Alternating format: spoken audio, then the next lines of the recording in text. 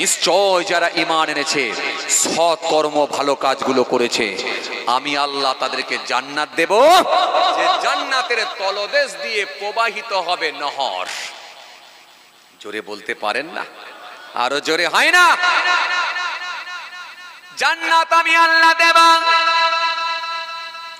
জান্নাতের তলদেশ দিয়ে প্রবাহিত হবে নহর। যে নহর প্রবাহিত হবে জান্নাতের তলদেশ দিয়ে, জান্নাতের তলদেশ দিয়ে প্রবাহিত হবে নহর।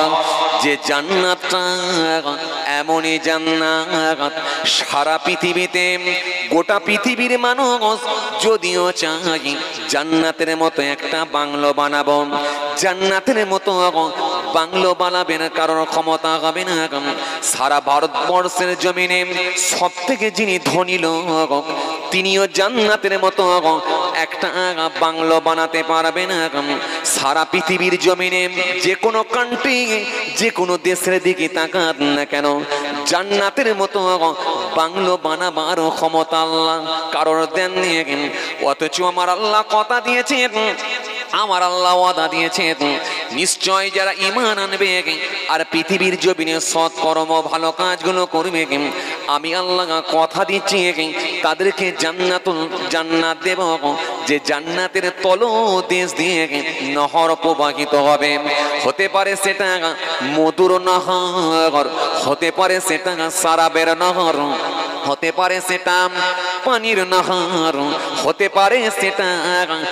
পারে সেটা দুধের নহর। যে জান্নাত এমন বাংলো, একটা করে সোনার ইট, একটা করে রূপার ইট, একটা করে সোনার ইট, একটা করে রূপার ইট দিয়ে বাংলো বানানো হবে। যে জান্নাতের মাটিটা হবে ময়দার থেকে বেশি সাদা, আর ভেতরে ঢুকে গেলে এত আরাম লাগবে না আর কোনো আমল বাবা। যে জান্নাত আমার আল্লাহ দেবেন বলে ওয়াদা দিয়েছেন, ওখানে ভেতরে ঢুকে গেলে আর কোনো ধর্ম লাগবে না, আর কোনো কর্ম লাগবে না। মানুষ যদি একবার ইচ্ছা লাগে, যেটা আপনার খেতে ইচ্ছা লাগবে সেটাই আপনার সামনে হাজির আল্লাহ করে দেবে। আপনি যেটা খেতে ইচ্ছা পোষণ করবেন সেটাই আপনার সামনে পৌঁছে যাবে। আপনি মনে রাখবেন, জান্নাতের আপেল দুনিয়ার আপেল একই আপেল, কিন্তু স্বাদ আলাদা, টেস্ট আলাদা। জান্নাতের আঙুর দুনিয়ার আঙুর কিন্তু একই, কিন্তু স্বাদ আলাদা, টেস্ট আলাদা, সাইজ আলাদা। কিন্তু ওটাও আপেল হবে, এটাও আপেল, ওটাও আঙুর হবে, এটাও আঙুর হবে, ওটাও বাদানা হবে, এটাও বাদানা হবে, ওটাও লেবু হবে, এটাও লেবু হবে। কিন্তু টেস্ট, স্বাদ সম্পূর্ণ আলাদা হয়ে যাবে, যাতে করে মানুষের সুবিধার্থে। কেন মানুষ ওখানের আপেল এখানের আপেল যদি একই রকমের না হয়, মানুষ তো চিনতে পারবে না।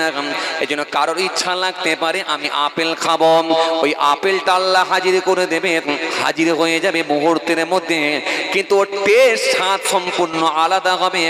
পৃথিবীর আপেলের সঙ্গে আর জান্নাতের আপেলের কোনো মিল থাকবে না। স্বাদের ক্ষেত্রে, মজার ক্ষেত্রে সম্পূর্ণ আলাদা হয়ে যাবে। এখন আপনার ইচ্ছা লাগতে পারে আঙ্গুর খাবো, কথা বলে না, ইচ্ছা লাগতে পারে না যে আঙ্গুর খাবো, কিন্তু আপনি পৃথিবীর জমিনে যে আঙ্গুর দেখেছেন, এখন যদি সেখানে ওই একই ডিজাইনের আঙ্গুর যদি না হয়, তাহলে তো আপনি নিজেও গুলিয়ে ফেলবেন যে আসলে এটা আঙ্গুর না অন্য কিছু। এই জন্য দুনিয়ার ফলের সঙ্গে তার মিল থাকবে, কিন্তু স্বাদ সম্পূর্ণ আলাদা হয়ে যাবে, মজা সম্পূর্ণ আলাদা হবে, গুণ সম্পূর্ণ আলাদা হবে। এটা দুনিয়ার খাবারের সঙ্গে মিলবে না, যেটা একবার খেলে দ্বিতীয়বার আর ইচ্ছাই লাগবে না, এত টেস্টফুল খাবার।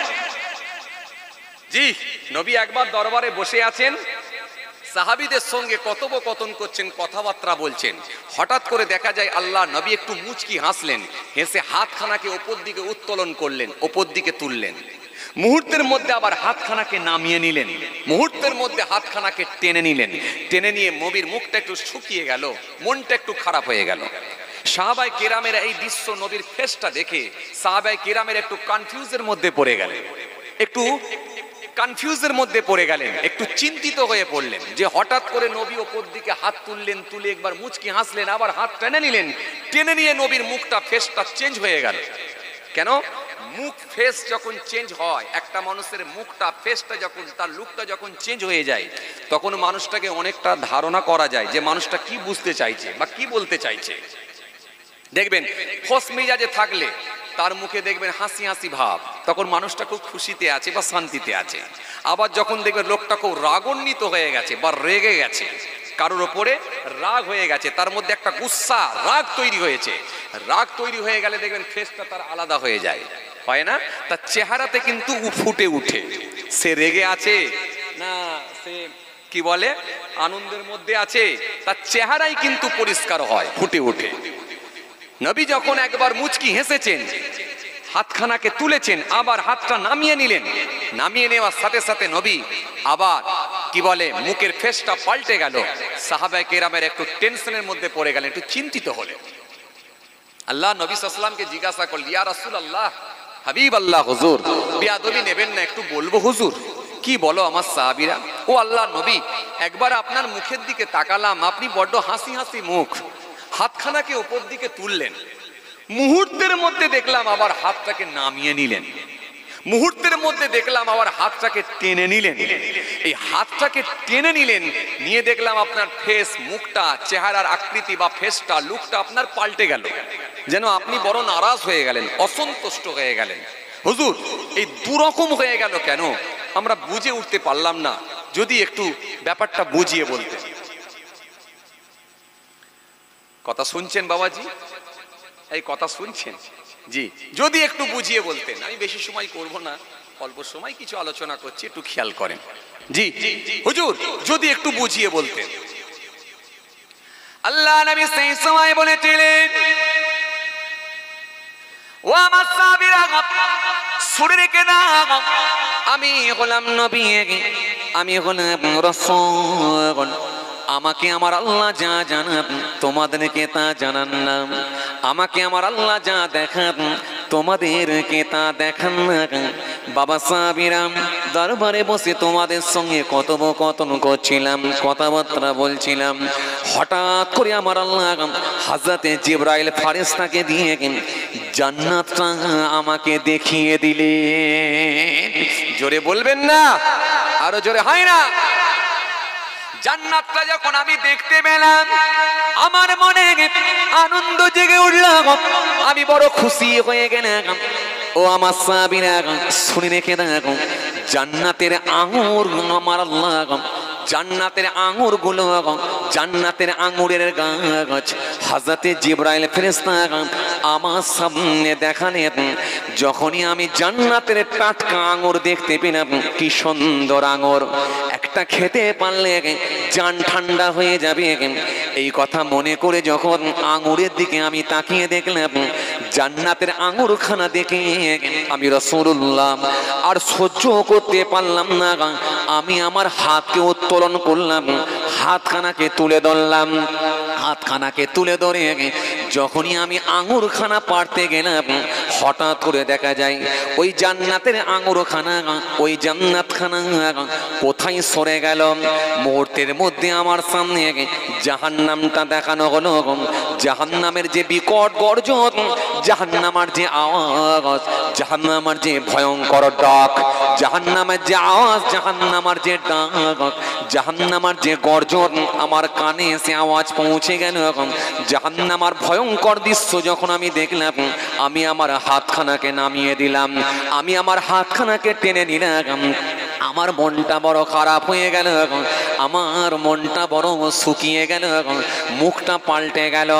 ও আমার সাহাবীরা শুনে গেলাম, কেননা আমার আল্লাহ পাক জাহান্নামটা বানিয়েছে ক্রোধ দ্বারা, রাগ দ্বারা, গুসা দ্বারা জাহান্নাম বানিয়েছে। জাহান্নামটা আমার আল্লাহ বানিয়েছে লোভ দিয়ে, রাগ দিয়ে, গুসা দিয়ে, চাহিদা দিয়ে আল্লাহ জাহান্নাম বানিয়েছে।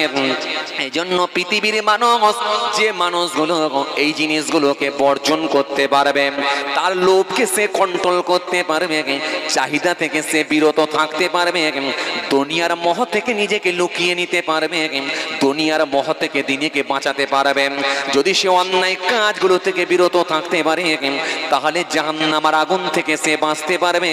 কেন জান্নাতটা আমার আল্লাহ বানিয়েছে শান্তি দিয়ে, সুখ দিয়ে, আরাম দিয়ে, ভালোবাসা দিয়ে জান্নাত আল্লাহ বানিয়ে দিয়েছেন।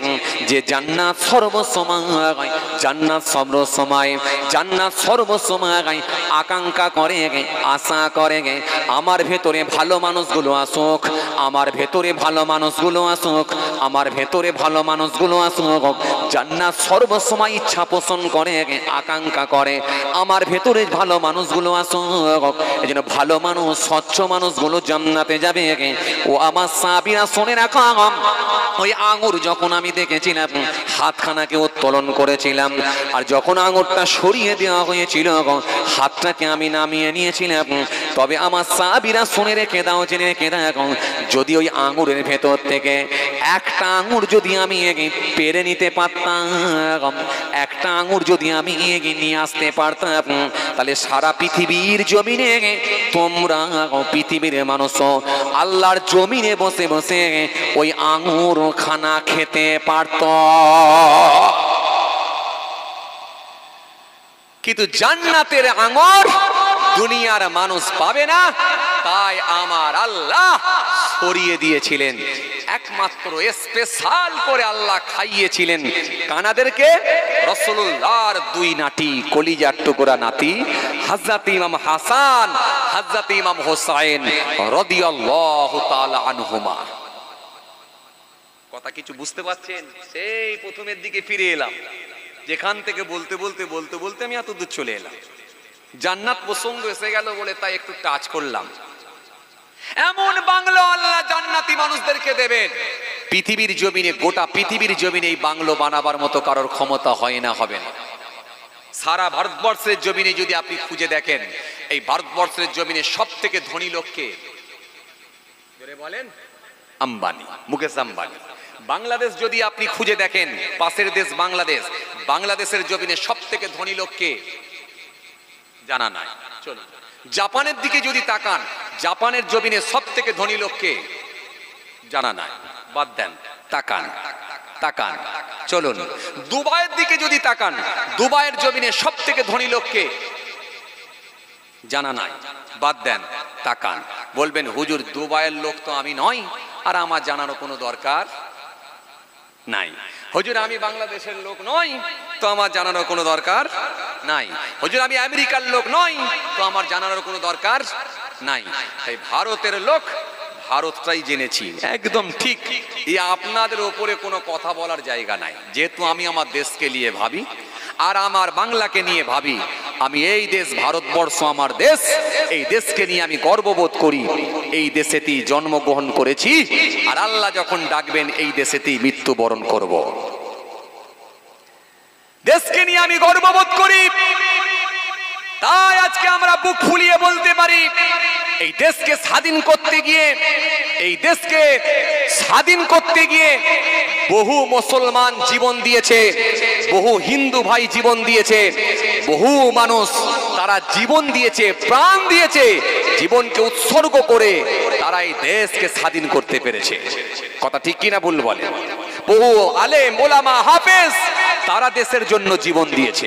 তাই কম বেশি প্রায় ৯৫,০০০-এর কাছাকাছি মানুষের নাম পাওয়া যায়, ৯৫,০০০-এর কাছাকাছি মানুষের নাম পাওয়া যায়। তার ভেতরে ৬৩,০০০ খালি মুসলমানেরই নাম পাবেন। দিল্লির ইন্ডিয়ান গেটে গিয়ে নাম দেখুন, দেখুন, দেখুন, সেখানে গিয়ে দেখুন আমার হিন্দু ভাইয়েরা তারা জীবন দিয়েছে, হাজার হাজার হিন্দু ভাইয়েরা তারা প্রাণ দিয়েছেন, দিয়ে হিন্দু মুসলমান তারা দেশকে রক্ষার জন্য, দেশকে স্বাধীন করতে গিয়ে ব্রিটিশদেরকে এদেশ থেকে তাড়িয়েছেন, ব্রিটিশদেরকে এদেশ থেকে বিতাড়িত করেছেন। বড় আফসোস লাগে আজকে দেশের জমিনে যারা মুসলমানদেরকে দেশের গাদ্দার বলে, আসলে তারা নিজেরাই গাদ্দার, তারা নিজেরাই গাদ্দার, তারাই ব্রিটিশদের দালাল। তাই এই দেশে তারা এখন দালালি করতে এসে হিন্দু মুসলমানের মধ্যে বিভেদ তৈরি করতে চেষ্টা চালাচ্ছে। সারা দেশে হিন্দু মুসলমানের মধ্যে বিভাজন তৈরি করার চেষ্টা চালাচ্ছে। শুধু একটা শ্রেণীর রাজনৈতিক দল, কিছু সংখ্যক মানুষ, তারা হিংসা ছাড়া আর তাদের মুখে কোনো কথা নাই। বড় আফসোস লাগে, দেশের জন্য যারা রক্ত দিয়েছে, দেশের জন্য যারা জীবন দিয়েছে, তাদের নামগুলো মনে পড়লে আমাদের হৃদয়ে দাগ কেটে যায়। দেশের জন্য তারা জীবন দিয়েছে, তাই আমাদের মাঝে মাঝে মনে পড়ে যায় আশফাকুল্লাহ খানের কথা মনে পড়ে যায়, মাওলানা আবুল কালাম আজাদের কথা মনে পড়ে যায়, তিতুমিরের কথা মনে পড়ে যায়। তাই আমাদের মনে পড়ে যায় রাজা রামমোহন রায়ের কথা মনে পড়ে যায়, ঈশ্বরচন্দ্র বিদ্যাসাগরের কথা আমাদের মনে পড়ে যায়, বিশ্বকবি রবীন্দ্রনাথ ঠাকুরের কথা আমাদের মনে পড়ে যায়, যে আমাদের মনে পড়ে যায় যে শ্রী রামকৃষ্ণ দেবের কথা আমাদের মনে পড়ে যায়। যারা দেশের জন্য, তারা সর্বসময় মানুষের জন্য সর্বসময় সম্প্রীতির কথা বলেছে, ভালোবাসার কথা বলেছে, আন্তরিকতার কথা বলেছে। এই বাংলার জমিনে, ভারতের জমিনে যাদের নামগুলো আজও পর্যন্ত স্বর্ণ অক্ষরে লেখা হয়ে গিয়েছে, আজকে মানুষ তাদেরকে ভুলে যাচ্ছে, ভুলে গিয়ে বিভাজনের রাজনীতি করে সব যেন ওলট পালট করে দেওয়ার চেষ্টা চালাচ্ছে। তাই আমি বলবো, হিংসার রাজনীতি যারা করে, জাতের রাজনীতি যারা করে, ধর্মের রাজনীতি যারা করেন, এদেরকে প্রত্যাহার করুন, এদেরকে এলাকা ছাড়া করুন, এদেরকে বিতাড়িত করুন, এদেরকে এলাকা থেকে এদের নাম নিশানা মুছে দেন। এদেরকে আগামী দিন এমন একটা দিন আসবে যেমন ব্রিটিশদেরকে তাড়ানো সম্ভব হয়েছে, এদেরকে তাড়িয়ে আমরা এদেশ থেকে বিতাড়িত করব। হিন্দু মুসলমান শিখ ইসাইয়ের মধ্যে সম্প্রীতি ভালোবাসা যেমন ছিল, আজও আছে, আগামী দিনে আরো বেড়ে যাবে। যারা অশান্তি লাগাবার চেষ্টা করে তাদেরকে বিতাড়িত করুন। কারণ হিন্দু মুসলমান আমরা ছোট থেকে একভাবে বড় হয়ে এসেছি, একই মাঠে ফুটবল খেলা থেকে শুরু করে, একই চায়ের দোকানে চা খাওয়া থেকে শুরু করে, একই স্কুলে আমরা একই সাইকেলে করে চেপে যাওয়া থেকে শুরু করে, এই ভালোবাসা, এই সম্প্রীতি আমাদের ছিল, আছে, থাকবে। তাই যেখানে রামের বাস সেখানে রহিমের বাস, যেখানে জয়দেবের বাস সেখানে জয়নালের বাস, যেখানে মধুর বাস সেখানে সত্তারের বাস। এটাই হলো সম্প্রীতি, এটাই হলো ভালোবাসা। যারা হিংসার বাতাবরণ তৈরি করার চেষ্টা চালায় তাদেরকে এলাকা ছাড়া করুন। হিন্দু মুসলমান শিখ ইসাই এক প্ল্যাটফর্মে এসে যারা অশান্তি লাগাবার চেষ্টা করে তাদেরকে এলাকা থেকে বিতাড়িত করুন। শান্তি ছিল, আছে, আগামী দিনে আরো শান্তি ফিরে আসবে। যারা অশান্তি লাগাবার চেষ্টা করেন তাদেরকে এলাকা ছাড়া করুন। যাই হোক, আমি কোনো রাজনীতির লোক নয়, কারোর পক্ষপাতিত্ব করে আমি কথা বলি না। বর্তমান সিচুয়েশনের দিকে লক্ষ্য করে দুটো একটা কথা টাচ দিচ্ছি। চলুন আলোচনার দিকে এগিয়ে যাই, যেদিক থেকে আমি ছেড়ে এলাম। তো এই পৃথিবীর জমিনে ভাগ্যবান ব্যক্তি যারা জান্নাতের ফল খাবার সৌভাগ্য হয়েছিল, রাসূলুল্লাহর দুই নাতি, কলিজার টুকরা নাতি, হযরত ইমাম হাসান, হযরত ইমাম হোসেন রাদিয়াল্লাহু তাআলা আনহুমা। দুই নাতিকে আল্লাহ পাক ভালোবেসে নিয়েছিলেন, নবীর কোলে বসে বসে ফল খেয়েছিলেন। হে তরুণিয়া নওজওয়ান জামাকেরা, হে ভাই মুরব্বিয়ানেরা, বাবারা শুনে রেখে দেখেন, কিতাবের মধ্যে পাওয়া যায় রাসূলুল্লাহর দুই নাতি, হযরত ইমাম হাসান, হযরত ইমাম হোসেন রাদিয়াল্লাহু তাআলা আনহুমা। হুজুর দুইজনা বসে বসে যখন ফল খাচ্ছে, মুহূর্তের মধ্যে দেখা যায় হযরতে জিবরাইল ফেরেশতা বললেন, ওয়াল্লাহ নবী, বিয়াদবি নেবেন না হুজুর, আপনার এই নাতিদের মতো ভাগ্যবান ব্যক্তি কি আর কেউ হবে? আল্লাহর জমিনে বসে বসে দোনো জাহানের বাদশাহ আখিরি নবীর কোলে বসে বসে জান্নাতের ফল খেতে লেগেছি। ও আল্লাহ নবী, তবে আপনার এই নাতি দুজনের উপরে আমার আল্লাহ পরীক্ষা নেবেন, আমার আল্লাহ পাক পরীক্ষা নেবেন। আপনার নাতিদের মৃত্যু, এই নাতিরা যখন ইন্তেকাল করবেন, ইন্তেকালটা বড় কঠিন হয়ে যাবে, সেই সময়টা বড় কঠিন হয়ে যাবে। কেন আপনার বড় নাতিকে দুশমনের দল বিষ পান করিয়ে শহীদ করে দেবে, আর আপনার ছোট নাতিকে হযরত ইমাম হোসেন রাদিয়াল্লাহু তাআলা আনহুকে কারবালার ময়দানে সমস্ত পরিবার বর্গকে এবং নবীর কলিজার টুকরা নাতিকে ইমাম হোসাইনকেও শহীদ করে দেয়া হবে। আল্লাহ নবী বিয়াদবি নেবেন না। আপনার বড় নাতি যখন ইন্তেকাল হয়ে যাবে তার গোটা শরীরটা সবুজ বর্ণের হয়ে যাবে, নীল কালারের হয়ে যাবে, সবুজ কালারের হয়ে যাবে, নীল কালারের হয়ে যাবে, যার কারণে আমার আল্লাহ পাক জান্নাতের ভেতরে আপনার বড় নাতিকে ভালোবেসে বড় নাতির জন্য সবুজ কালারের একটা ঘর আল্লাহ রেখে দিয়েছি। ও আল্লাহ নবী বিয়াদবি নেবেন না। ওজোর আপনার ছোট নাতি হযরত ইমাম হোসাইন রাদিয়াল্লাহু তাআলা আনহুকে কারবালা ময়দানে যখন দুশমনের দল শহীদ করে দেবে জমিনটা রক্তে লাল হয়ে যাবে। আল্লাহ নবী জমিনটা রক্তে লাল হয়ে যাবে। ফেরেশতারা চিৎকার দেবে হাই হোসেন হাই হোসেন, জেনেরা চিৎকার দেবে হাই হোসেন হাই হোসেন, হাই হোসেন হাই হোসেন। গোটা পৃথিবী অন্ধকার হয়ে যাবে, জমিনখানা কম্পন হবে। ও আল্লাহ নবী আপনার ছোট নাতি শহীদি মত বরণ করবে, জমিনটা রক্তে লাল হয়ে যাবে। এই জন্য আমার আল্লাহ জান্নাতের ভেতরে আপনার ছোট নাতির জন্য একটা লাল কালারের ঘর আল্লাহ রেখে দিয়েছেন। ও আল্লাহ নবী ভেঙে পড়বেন না। ও আল্লাহ নবী মন খারাপ করবেন না। আপনার এই নাতি দুইজনের ওপরে কঠিন মুসিবত চলবে, কঠিন পরীক্ষা চলবে, কঠিন মুসিবত চলবে। ও আল্লাহ নবী সেই দিনগুলো কিন্তু বড় কঠিন হয়ে যাবে। ও আল্লাহ নবী ভেঙে পড়বেন না, মন খারাপ করবেন না, কারণ আমার আল্লাহ পাক কাল কিয়ামতের ময়দানে আপনার এই দুইজন নাতিদেরকে দেখিয়ে, কাল কিয়ামতের ময়দানে আপনার দুই নাতিকে দেখিয়ে কোটি কোটি উম্মতদেরকে আপনার ওসিলায় আল্লাহ জান্নাত করে দেবে।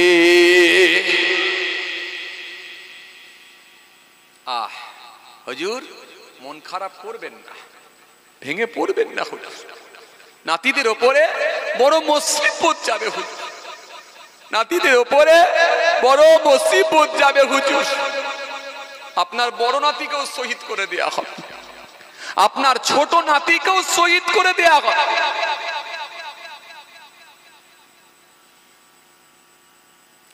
হযরত জিবরাইল ফেরেশতা এই কথা শুনিয়ে দিলেন। আল্লাহ নবী একটু মাথাটা নিচুর দিকে করে নিলেন, মাথাটা একটু নিচু করে নিয়ে রাসূলুল্লাহর চোখ দিয়ে পানি ঝরতে লাগলো। চোখ ভরা পানি নিয়ে, বুক ভরা বেদনা নিয়ে নবী আমার সবর করে নিলেন। রাসূলুল্লাহ সবর করে নিয়ে হযরত জিবরাইলকে বললেন, ও জিবরাইল পুরোটাই আমি ব্যাপারটা বুঝতে পেরেছি। আল্লাহ নবীর সঙ্গে হযরত জিবরাইল ফেরেশতার বেশ কিছুক্ষণ কথোপকথন হওয়ার পরে জিবরাইল ফেরেশতা যখন চলে গেলেন, আল্লাহ নবীকে সালাম দিয়ে যখন বিদায় নিলেন, রাসূলুল্লাহর মনটা খারাপ হয়ে গেছে।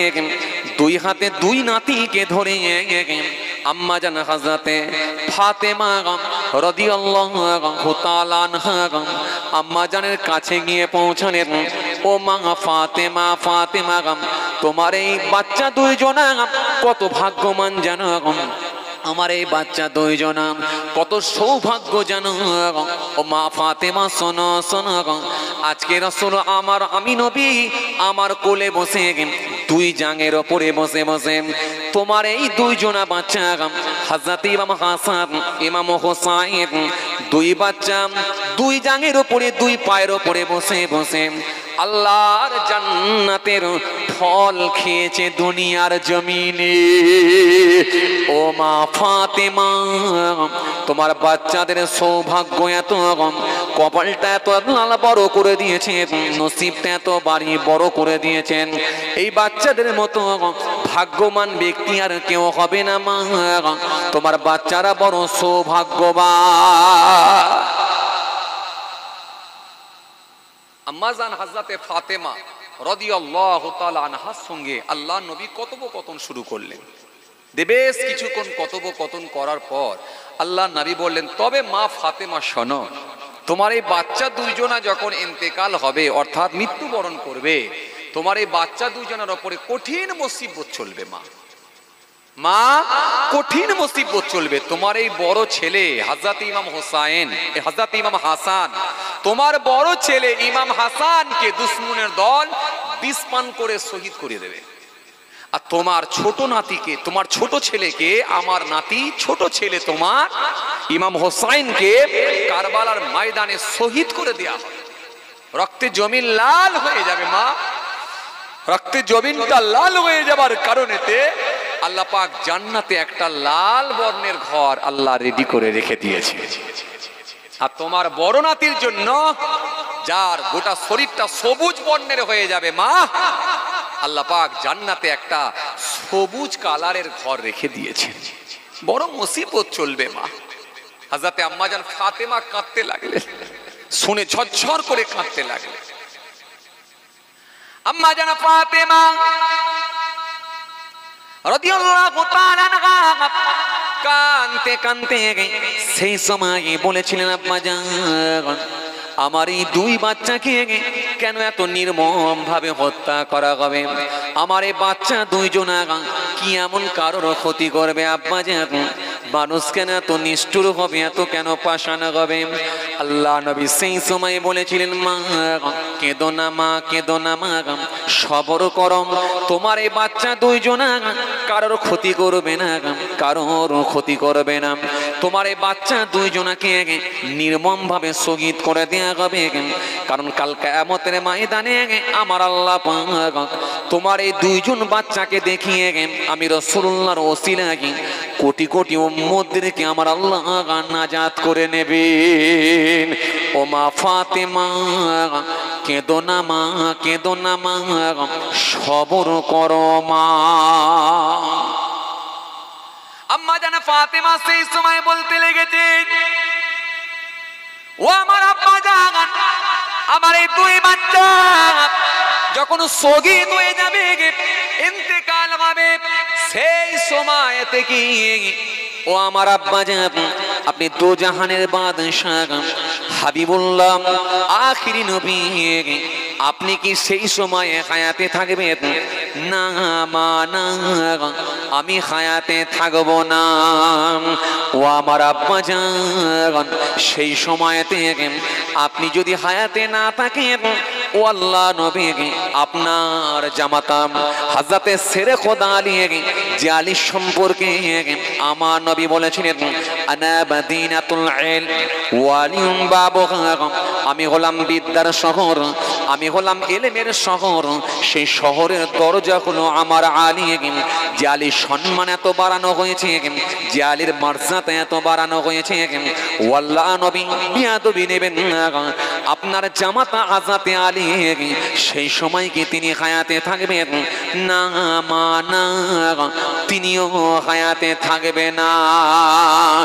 ও আমার আব্বা জান সেই সময় আপনি থাকবেন না, আপনার জামাতা হযরতে আলী তিনিও হায়াতে থাকবেন না।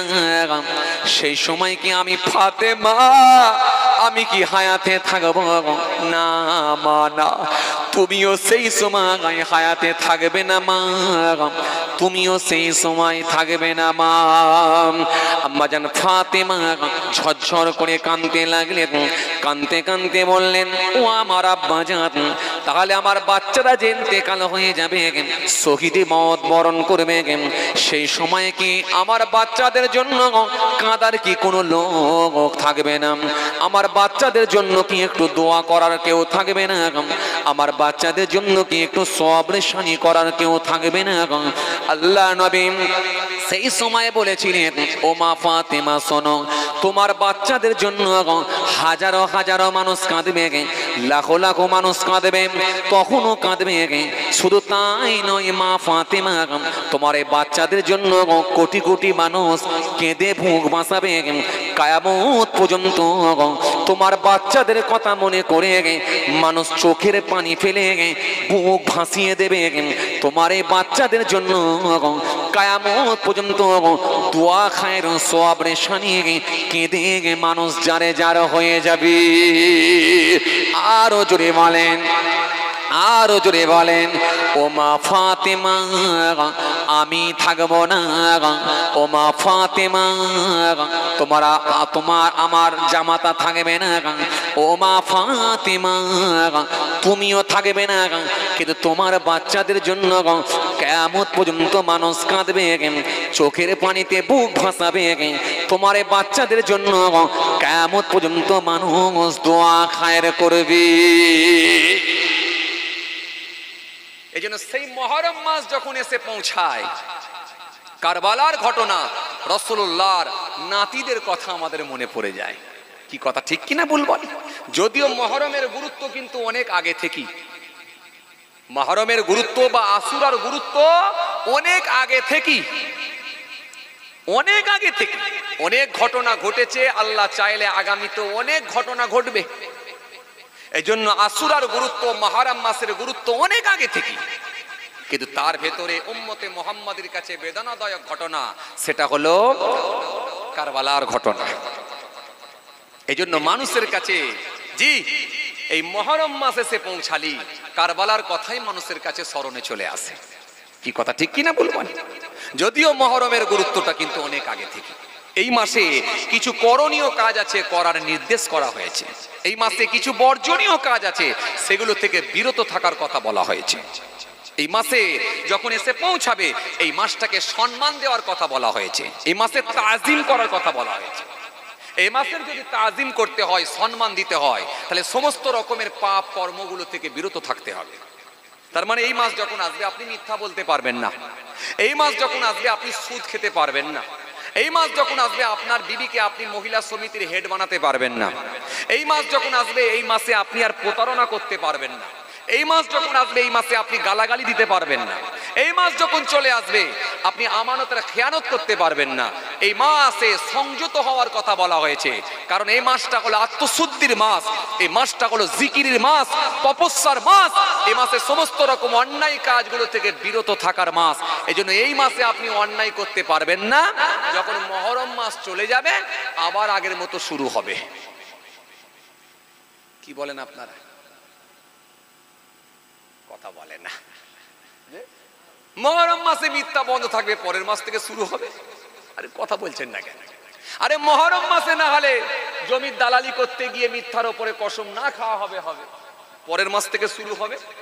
মুহররম মাসে না হলে মহিলা সমিতি না হবে, পরের মাস থেকে শুরু হবে। কি বলেন না? তার মানে আরবি মাসের প্রথম মাস হলো মুহররম মাস। এই মাস থেকে সংযত হওয়ার কথা বলা হয়েছে, বিরত থাকার কথা বলা হয়েছে, পাপ মুক্ত থাকার কথা বলা হয়েছে। যদি এই মাস থেকে আপনি নিজেকে আপনার অন্যায় কাজগুলো থেকে বাঁচিয়ে নিতে পারেন, অন্যায় কাজগুলোকে যদি বর্জন করতে পারেন, নিশ্চিতভাবে ইনশাআল্লাহ আপনি মুহররম মাসের সম্মান দিতে পারবেন। আর মুহররম মাসের সম্মান দিলে আল্লাহ ইচ্ছা করলে ওই ব্যক্তিকে জান্নাতে তাহার মর্যাদা সম্মানকে আল্লাহ বৃদ্ধি করে দিতে পারেন। জোরে বলবেন না সুবহানাল্লাহ? মুহররম মাস যখন চলে আসবে এই রকম অন্যায় কাজগুলো থেকে বিরত থাকতে বলা হয়েছে। এমনকি যুদ্ধ বিদ্রোহ থেকেও বেঁচে থাকার কথা বলা হয়েছে। একেবারে যুদ্ধ যদি কোনো একেবারে সংগঠিত হওয়ার ডেট তারিখ যদি নির্ধারণ করে দেওয়া হয়, তাও বলা হয়েছে মুহররম মাসে তোমরা করো না। আর আমরা দেখতে পাচ্ছি সমাজের বুকে মুহররম মাসে মার্ডার হয়ে যাচ্ছে। আরে ভিন্ন ধর্মের মানুষেরা যখন পিটিয়ে মারছে, এতে আমার অত কষ্ট লাগে না। কেন? ভিন্ন ধর্মের মানুষ, তার ধর্মে কি বলা হয়েছে আমি জানি না, তার ধর্মে কি বলা হয়েছে আমি জানি না। কারণ যদি ধর্মে যদি মানুষ হত্যা নিষেধ থাকে, তাহলে এত হচ্ছে কেন? গাড়িতে পিটিয়ে মারা হচ্ছে, রাস্তায় পিটিয়ে মারা হচ্ছে, ট্রেনেতে পিটিয়ে মারা হচ্ছে, বাজারে চৌরাঙ্গি মোড়েতে পিটিয়ে মারা হচ্ছে। কোন মানুষ কথা বলে না। সোশ্যাল মিডিয়া খুললেই ফুটে যাচ্ছে ভেসে। আরে কথা বলছেন না কেন? সোশ্যাল মিডিয়া টানলেই ভেসে আসছে। তো ভিন্ন ধর্মের মানুষের যদি এই রকম যদি অবস্থা হয়, তার ধর্মে নিষেধ আছে না আদেশ আছে সেটা আমি জানি না, কিন্তু আমার ধর্মে কিন্তু নিষেধ আছে। আমার ধর্মের যদি মানুষ হন, আপনি কোন মানুষকে আরে হত্যা করা তো দূরের কথা, গালাগালি পর্যন্ত দিতে পারবেন না। কোন মানুষকে আপনি নোংরা ভাষায়, অকট্য ভাষায় আপনি গালাগালি দিতে পারবেন না। এটা ইসলাম ধর্ম আপনাকে শিখিয়েছে, ইসলাম ধর্ম আপনাকে বলেছে। আপনি কেন দেবেন? যদি আপনি দিয়ে থাকেন তাহলে আপনি মুসলমান নয়, আপনি মুসলমান হতে পারেননি। শুধু মুসলমান গরুর গোশত খেলে মুসলমান হয় না, ঈদ বকরিদ খেলে, ঈদ বকরিদের নামাজ পড়লে শুধু মুসলমান হয় না। আল্লাহ কোরআনে কারীমের মধ্যে সুন্দর করে বলেছেন, ইয়া আইয়ুহাল্লাযীনা আমানুত্তাকুল্লাহ, হে ঈমানদারেরা তোমরা আমি আল্লাহকে ভয় করো। জি, আকুলু কওলান সাদীদা ইউসলিহ লাকুম আমালাকুম ওয়া ইয়াগফিরু লাকুম যুনুবাকুম ওয়া মা ইউতি'িল্লাহ ওয়া রাসূলাহু ফাকাদ ফাযা ফাওজান আযীম। কোরআনে কারীমের মধ্যে আল্লাহ সুন্দর করে বলেছেন, ইয়া আইয়ুহাল্লাযীনা আমানুত্তাকুল্লাহ হাক্কা তুকাতিহি ওয়া লা তামুতুন্না ইল্লা ওয়া আনতুম মুসলিমুন। হে ঈমানদারেরা তোমরা আমি আল্লাহকে ভয় করো, ভয় করো, ভয় করো, আর তোমরা মুসলমান না হয়ে মরো না। কথাটা খুব গুরুত্বপূর্ণ কথা, কত বুঝার ব্যাপার। মুসলমান না হয়ে মরো না, তার মানে মরার আগে তুমি মুসলমান হও। আরে কথা বলে না, কথা বলে না। আল্লাহ একবারও বলেন না যে মরার পরে মুসলমান হও। আল্লাহ বলছেন মুসলমান না হয়ে তুমি মরো না, তার মানে মরার আগে তুমি মুসলমান হও।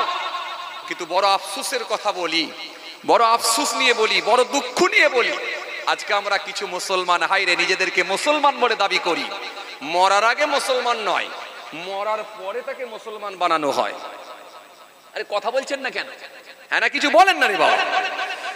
মরার আগে লোকটা মুসলমান হতে পারল না, মরার আগে লোকটা ধার্মিক হতে পারল না, মরার আগে লোকটা নামাজি হতে পারল না, মরার আগে লোকটা রোজাদার হতে পারল না, মরার আগে লোকটা দাড়িওয়ালা হতে পারল না, মরার আগে লোকটা ফরজ মানতে পারল না, মরার আগে লোকটা ওয়াজিব মানতে পারল না, মরার আগে লোকটা সুন্নতে মুআক্কাদাগুলো মানতে পারল না, মরার আগে লোকটা সুন্নতে গায়ের মুআক্কাদা এগুলো মেনে নিতে পারল না।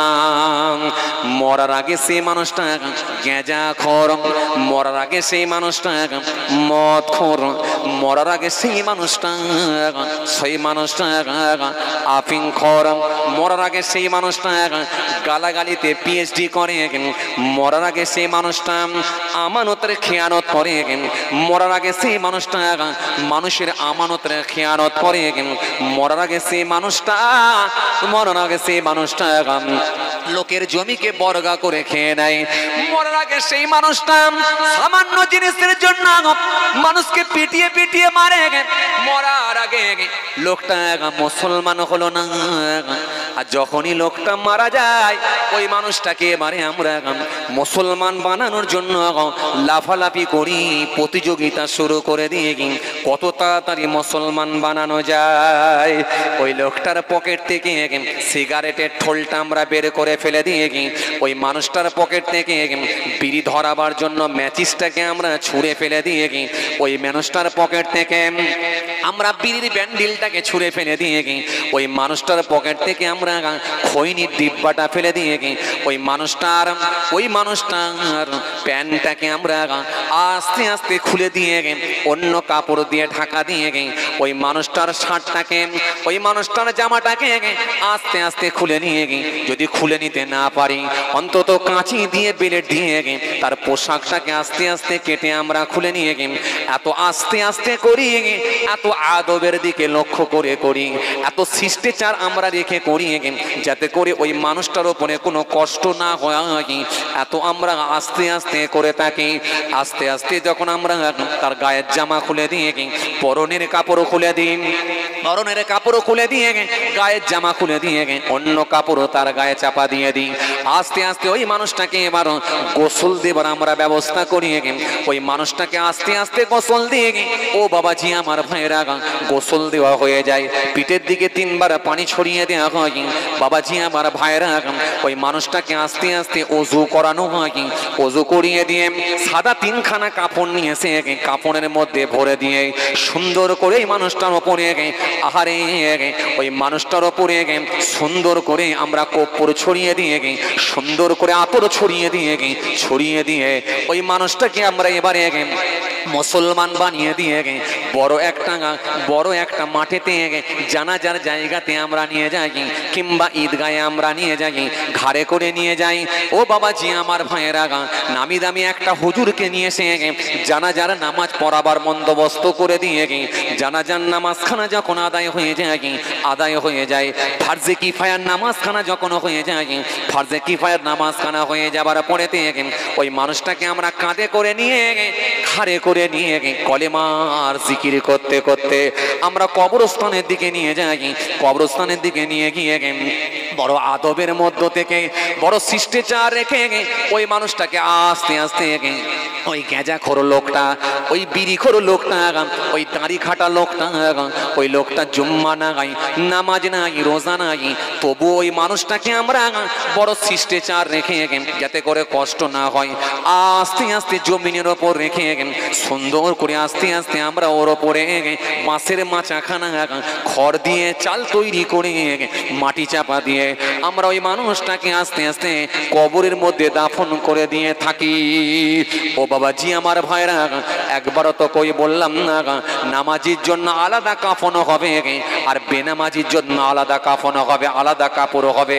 একবারও তো আমরা বললাম না নামাজির জন্য যেভাবে গোসল হবে বেনামাজির জন্য গোসল হবে না, এটা তো একবারও আমরা বলি না। অথচ নামাজির জন্য, দাড়িওয়ালার জন্য, রোজাদারের জন্য যেই সিস্টেমে আমরা করে থাকি বেনামাজি দাড়ি কাটা বেরোজাদার তারও জন্য কিন্তু একইভাবে আমরা করে থাকি। আসলে কিন্তু এটা মনে রাখতে হবে, সে মানুষটাকে যতই আমরা মুসলমান বানাবার চেষ্টা করি না কেন আসলে কিন্তু মুসলমানের খাতাতে তার নাম উঠল না। এই জন্য আল্লাহ কোরআনে কারীমের মধ্যে বললেন, ও বান্দা তোমরা আমাকে ভয় করো আর মুসলমান না হয়ে তোমরা মরো না। তার মানে মুসলমান হয়ে মরো, মরার আগে তোমরা মুসলমান হয়ে যা।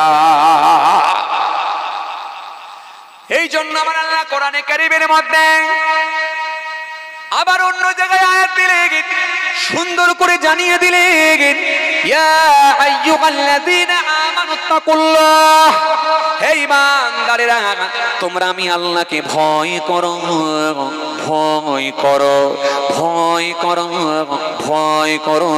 ওয়াকুলু কাওলান সাদীদা, এবং তোমরা সত্য কথাগুলো বলো। পৃথিবীর জমিনে বাঁচবে সত্য কথা বলবে। ও পটল বিক্রেতা যখন সবজি মার্কেটে যাবে, পটল বিক্রি করতে যাবে, 3 দিন আগেকারের পটলগুলোকে পানির ঝাপটা মেরে আজকের টাটকা পটল বলে যেন চালিয়ে দিও না।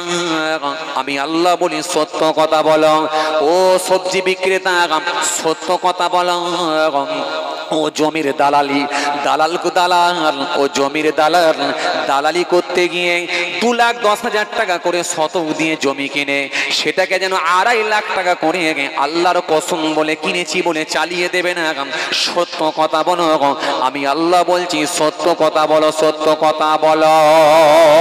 যদি তোমরা সত্য কথা বলতে পারো আর যদি আমাকে ভয় করতে পারো, আমি আল্লাহ কথা দিচ্ছি, ইউসলিহ লাকুম আমালাকুম ওয়া ইয়াগফিরু লাকুম যুনুবাকুম, আমি আল্লাহ তোমাদের কাজগুলোকে শুদ্ধ করে দেব আর পৃথিবীর জমিনে তোমাদের গুনাহগুলোকে আমি আল্লাহ ক্ষমা করে দেব। জোরে হয় না? আরো জোরে বলেন। তোমরা যদি আমাকে দুটো দাও, আমাকে যদি ভয় করো আর যদি সত্য কথা বলো, আমিও দুটো জিনিস দেব। কি দেব? তোমাদের কাজগুলোকে আমি আল্লাহ শুদ্ধ করে নেব আর তোমাদেরকে তোমাদের পাপগুলোকে আমি আল্লাহ ক্ষমা করে দেব। ইউসলিহু লাকুম আমালাকুম ওয়া ইয়াগফিরু লাকুম যুনুবাকুম ওয়া মান ইউতিল্লাহি ওয়া রাসূলাহু ফাকাদ ফাযা ফাওজান আযীম। আল্লাহ সুন্দর করে বললেন, আর যে ব্যক্তিটা আল্লাহ আল্লাহ রাসূলের পথকে অনুসরণ করবে নিশ্চিত ভাবে সে মানুষটাই সফল হবে, সফলতা তার জন্যই থাকবে। চলুন কথা বলতে বলতে অনেক দূরে চলে গেলাম, আসেন রিটার্ন আসি। শহীদ হলে ফোরাত তীরে ক্ষমা করো ও গৌরব, তোমার হাবিব চেয়েছেন মা পিয়া হুসাইন হুসাইন ইয়া হুসাইনি হুসাইন ইয়া হুসাইনি হুসাইন ইয়া হুসাইনি হুসাইন মহরম ইলো মহরম মহরম ইলো মহরম মহরম ইলো মহরম মহরম ইলো মহরম আল্লাহুম্মা সাইয়্যিদিনা মাওলানা মুহাম্মদ ওয়া আলা আলি সাইয়্যিদিনা মাওলানা মুহাম্মদ সাল্লাল্লাহু আলাইহি ওয়াসাল্লাম।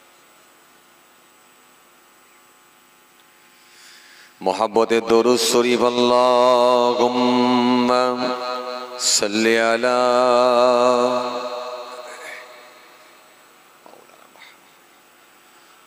আওয়াজ করে পড়েন ও আলা আলি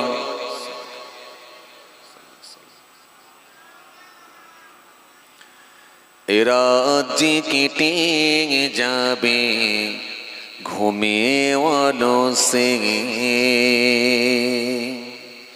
এরা যে কেটে যাবে ঘুমেওয়ালো সে তুমি কি জানবে না তোমার নিজেকে প্রভুকে প্রভুকে প্রভুকে প্রভুকে আল্লাহুম্মা সাইয়্যিদিনা মাওলানা মুহাম্মদ ওয়া আলা আলি সাইয়্যিদিনা মাওলানা সাল্লাল্লাহু আলাইহি ওয়াসাল্লাম সাল্লাল্লাহু আলাইহি ওয়াসাল্লাম। তুমি কি কাঁদবে না ও সুফিলে তুমি কি চাইবে না দুহাত মিলে তুমি কি পড়বে না মহাগ্রন্থ হৃদয় ঢেলে হৃদয় ঢেলে তুমি ও সুফিলে তুমি কি চাইবে না দুহাত মিলে তুমি কি জানবে না তুমি কি চাইবে না তুমি কি বলবে না তুমি কি কাঁদবে না ও সুচিরে তুমি কি চাইবে না দুহাত মিলে তুমি কি পড়বে না মহাগ্রন্থ হৃদয় ঢেলে হৃদয় ঢেলে রাত কি কেটে যাবে ঘুমেওয়ালো সে রাত কি কেটে যাবে ঘুমেওয়ালো সে তুমি কি জানবে না তোমার নিজেকে প্রভুকে প্রভুকে আল্লাহুম্মা সাইয়্যিদিনা মাওলানা মুহাম্মদ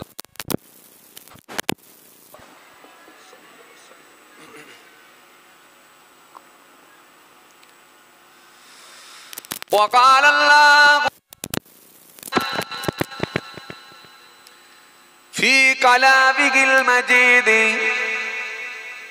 ওয়াল ফুরকানিল হামিদ। বড় বড় গাড্ডা হয়ে গেছে, আবার অত্যাধিক গাড়ির চাপ, এত জ্যাম। শেষকালে আমি গাড়িতে বসে বসে একটা লাইভ করলাম, একটা ফেসবুকে লাইভ দিলাম, কথা বুঝতে পারছেন? এত জ্যাম, মানে নানা করে প্রায় 35-40 মিনিট আমি জ্যামে আটকে ছিলাম। এগুলো একমাত্র আল্লাহর ইচ্ছা, তিনার মাশিয়াত যেটা থাকে সেটাই হয়।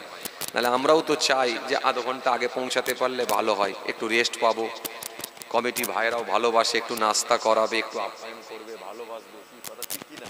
কিন্তু সেগুলো তো আমরাও চাই, কিন্তু তা না পেয়ে সোজা গিয়ে ডাইরেক্ট স্টেজে উঠতে হয়। আমরাও করি, অনেক সময় ঢুকেও যায়, আবার কোনো কোনো ক্ষেত্রে আটকেও যায়। ঠিক এরকম জিনিসটাও হয় আমাদের ক্ষেত্রেও। যখন বলে হুজুর আপনাকে দাওয়াত করতে যাচ্ছি, আলহামদুলিল্লাহ। কজন আসছেন হুজুর? একটা গাড়ি নিয়ে যাচ্ছি, 10 জন আছি। কখনো কেউ বলে হুজুর 18 জন আছি, 15 জন আছি, আলহামদুলিল্লাহ। তো মোটামুটি কটায় বেরোবেন? হুজুর বেরোবো সকাল 8টায়, মোটামুটি আপনার ওখানে 10:30 থেকে 11টায় ঢুকে যাচ্ছি। তো ভালো মাশাআল্লাহ।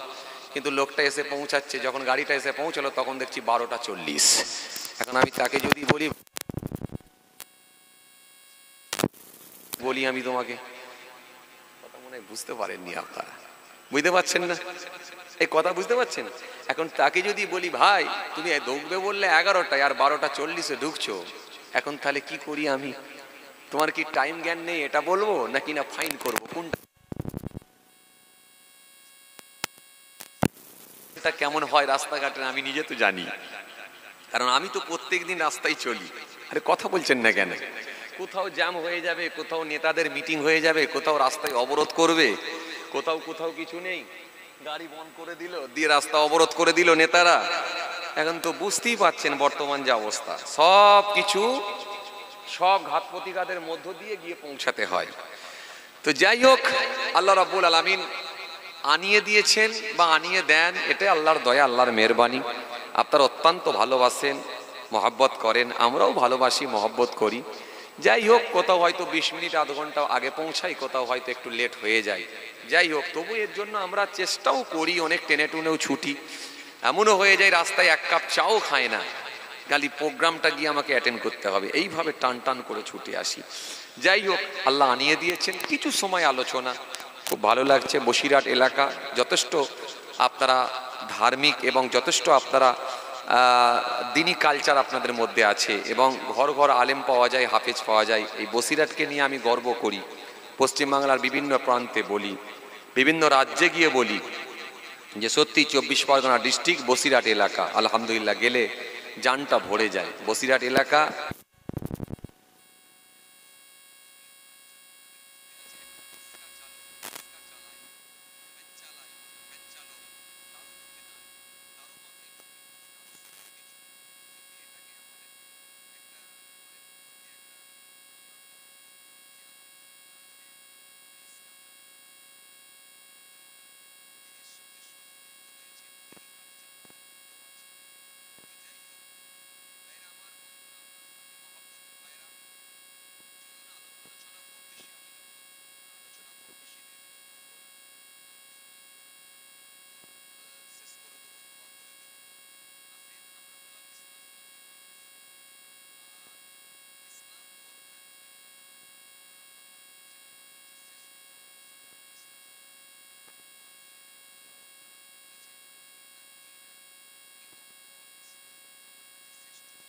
নাতিকে এত মোহাব্বত করতেন, ভালোবাসতেন।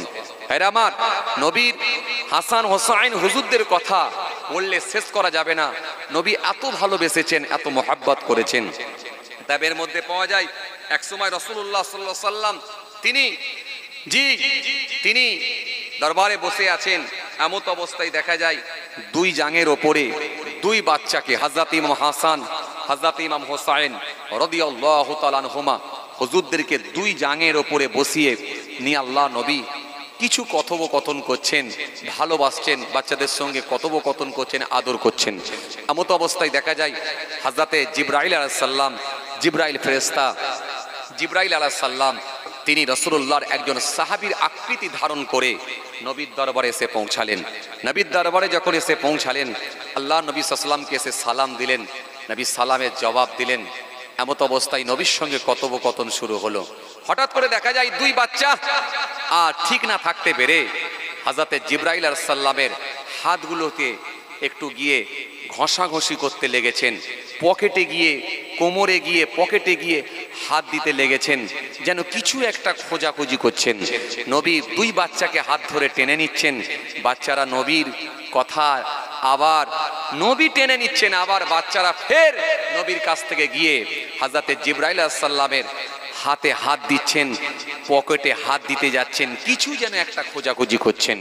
যখন এইরকম কয়েকবার হয়েছে, হযরতে জিবরাইল ফেরেশতা বললেন, ইয়া রাসূলুল্লাহ, হাবিবাল্লাহ, হুজুর, এই বাচ্চাগুলো যেন মনে হচ্ছে কিছু একটা খুঁজছে। হুজুর, এই বাচ্চাগুলো কি চাইছে একটু আমাকে বলুন তো। হে তরুণিয়া নওজওয়ান জামাকেরা, হে আমার মুরব্বিরা, বাবারা শুনে রেখে দেখেন, কিতাবের মধ্যে পাওয়া যায় আল্লাহ নবী সেই সময় বলেছিলেন, সেই সময় আমার নবী সুন্দর করে বলেছিলেন, ও হযরতে জিবরাইল ফেরেশতা, এই বাচ্চাগুলো আপনাকে চিনতে পারে না, এই বাচ্চাগুলো আপনাকে বুঝতে পারে না, আপনি যেন কিছু খারাপ মনে নেবেন না, বাচ্চাগুলোর কথা যেন আপনি খারাপ ভাববেন না।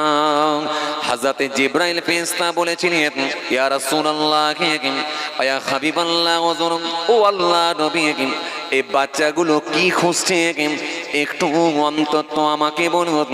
আল্লাহ নবী সেই সময় বলেছিলেন, আমার এক সাহাবী ছিলেন, আমার এক সাহাবী আছে, যার নাম হলো দাইয়াতুল কলব। এই দাইয়াতুল কলবে আমার এক সাহাবী, যে সাহাবী আমার এই নাতি দুইজনাকে বড় ভালোবাসে, বড় মহব্বত করে। আমার নাতি দুইজনের সামনে যখন এসে পৌঁছে যায়, নাতি দুজনের জন্য কিছু উপরকর, কিছু খাবার অন্তত বাচ্চাদের জন্য নিয়ে আসেন, প্রত্যেক দিন নিয়ে আসেন। যখনই আমার কাছে আসেন খাবার নিয়ে আসেন, কিন্তু আজকে আপনি ওই আমার ওই সাহাবীর আকৃতি ধারণ করে এসেছেন, তাই এই বাচ্চাগুলো বুঝে উঠতে না পেরে আপনি যে ফারেস্তা, আপনি যে হযরতে জিবরাইল, এটা এরা জানে না। তাই আপনার হাতে হাত লাগাই আপনার পকেটে হাত বোলাতে শুরু করেছে। ভাই জিবরাইল যেন কিছু ভাববেন না, কষ্ট নেবেন না।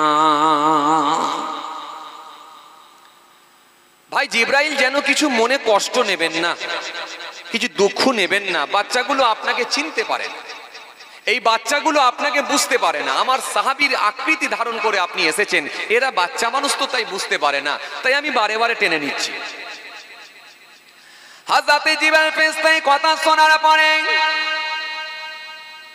হযরতে জিবরাইল বলেছিলেন, ওয়াল্লাহ নবী, বিয়াদবি নেবেন না হুজুর, বিয়াদবি নেবেন না। এই বাচ্চাগুলোকে অন্তত একটু বুঝিয়ে রাখুন, বাচ্চাগুলোকে একটু অন্তত শান্ত করুন। ও আল্লাহর নবী, আমি এখনই একবার আসছি, একটু অন্তত শান্ত করুন। কিতাবের মধ্যে পাওয়া যায় হযরতে জিবরাইল কোথায় গায়েব হয়ে গেলেন, কোথায় অদৃশ্য হয়ে গেলেন। হযরতে জিবরাইলের আর কোনো খবর পাওয়া গেল না, কোথায় মুহূর্তের মধ্যে গায়েব হয়ে গেলেন। কিছুক্ষণের মধ্যেই দেখা যায় হযরতে জিবরাইল ফেরেশতা হাতেতে তরতাজা ফল নিয়ে, সুন্দর ফল নিয়ে, বিভিন্ন রকমের ফল নিয়ে রাসূলুল্লাহ দরবারে এসে হাজির হয়ে গেলেন। ও আল্লাহ নবী, এই বাচ্চাগুলোকে খাওয়ান, এই ফল নিয়ে এসেছি, এই ফলটা দুনিয়ার কোনো ফল নয়, এটা হলো আল্লাহর জান্নাতের ফল। বলবেন না, জান্নাতের ফল খাওয়ান বাচ্চাদেরকে। আল্লাহ নবী একটু মুচকি হাসলেন। বাচ্চা মানুষগুলোকে যখন ওই ফল ধরিয়ে দেয়া হলো, বাচ্চারাও আনন্দের সঙ্গে খেতে শুরু করলো। বাচ্চা মানুষ আনন্দের সঙ্গে ফল খাচ্ছে, আনন্দের সঙ্গে ফল খেতে লেগেছেন, ফল খাচ্ছেন। বেশ কিছুক্ষণ নবীর সঙ্গে কথোপকথন হলো হযরতে জিবরাইল আলাইহিস সালাম। জিবরাইল ফেরেশতা যখন বেশ কিছুক্ষণ কথোপকথন হলো, হওয়ার পরে আল্লাহ নবীকে একটু বলতে লেগেছেন, হুজুর একটা কথা বলবো। কি বলো জিবরাইল? হুজুর এই যে বাচ্চাগুলো, এই বাচ্চাগুলোর সৌভাগ্য কত, এই বাচ্চাগুলোর নসিব কত, এই বাচ্চাগুলো কত ভাগ্যবান। এই বাচ্চাগুলোর মতো সৌভাগ্য পৃথিবীর জমিনে, আল্লাহর জমিনে আর কারোর হবে না। কারণ এই বাচ্চাগুলো দুনিয়ার জমিনে, আল্লাহর জমিনে আখিরি নবী, নূর নবী হযরতে নবী মুস্তাফা সাল্লাল্লাহু আলাইহি ওয়াসাল্লাম হুজুরের কোলে বসে আল্লাহর জান্নাতের ফল খেতে শুরু করেছে। একটু জোরে বলতে পারেন না? হুজুর যে জান্নাত আল্লাহ দান করেন কাকে? মারা যাবার পর, ইন্তেকাল হয়ে যাবার পর যে মানুষটা ঈমানদার, তাকে আল্লাহ জান্নাত দেবেন বলে আল্লাহ ঘোষণা দিয়েছেন। কোরআন শরীফের মধ্যে আল্লাহ বলেছেন, ইন্নাল্লাযীনা আমানু ওয়া আমিলুস সলিহাত কানাত লাহুম জান্নাতুল ফিরদাউসে নুজুলা। নিশ্চয় যারা ঈমান এনেছে আর পৃথিবীর জমিনে সৎ কর্ম, ভালো কাজগুলো করেছে, আমি আল্লাহ কথা দিচ্ছি তাদের জন্যই রয়েছে আমার জান্নাতুল ফিরদাউস। জোরে বলবেন না? আবার অন্য জায়গায় আল্লাহ বললেন, কি বললেন? জান্নাত আমি দেব। ইন্নাল্লাযীনা আমানু ওয়া আমিলুস সলিহাত লাহুম জান্নাতুন তাজরি মিন তাহতিহাল আনহার যালিকাল ফাওজুল কাবীর। আমি আল্লাহ পাক জান্নাত দেব কাদেরকে? ওই মানুষগুলোকে। কাদেরকে?